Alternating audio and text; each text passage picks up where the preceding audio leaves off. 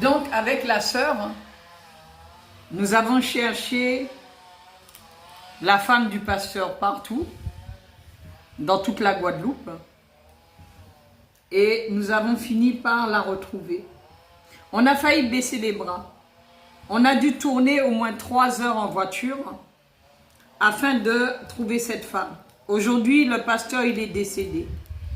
Donc, elle a perdu son époux. Lorsque nous avons retrouvé la femme de ce pasteur,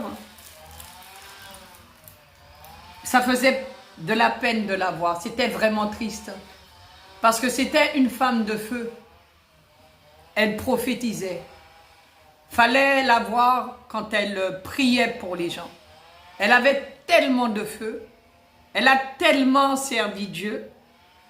Et de la voir dans cet état, je me disais, mais cette dame, c'était une servante de Dieu. Elle prophétisait, elle priait pour les gens, elle recevait des révélations. Et aujourd'hui, elle se retrouve dans cet état dépressif. Je me suis dit, c'est pas possible. Il y a quand même une leçon à tirer dans cette histoire. Quand le Seigneur nous dit de nous aimer les uns les autres, c'est une réalité. Quand Dieu nous dit de veiller les uns sur les autres, c'est encore une réalité. Si nous n'avons pas d'amour, nous n'avons pas de compassion pour les autres, ça ne sert à rien de parler de Jésus.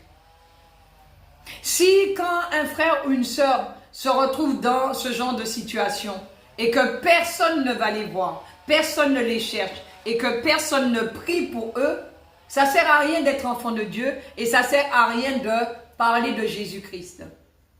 Parler de Jésus-Christ, ce n'est pas être dans une église sur une chaire avec un micro. Amen. Ce n'est pas ça l'évangile. C'est pouvoir prier pour les autres et aider notre prochain. Et quand nous avons retrouvé la femme de ce pasteur, maintenant son pasteur, il est décédé, son mari il est décédé, elle se retrouve seule avec ses enfants, nous avons prié avec elle. Au début, elle pleurait et je me suis dit, elle est en train de recevoir une délivrance. Dieu est en train de la bénir, Dieu est en train de la guérir, Dieu est en train de lui faire du bien. Il est en train de la délivrer. Et quand, au bout de quelques temps, elle a commencé à dire Jésus, j'ai dit Alléluia, Amen. J'ai dit merci Seigneur. Merci Seigneur. Nous ne devons pas oublier les gens, nous ne devons pas laisser tomber les gens. Amen. Continuons à aimer, même si c'est difficile, aimons notre prochain.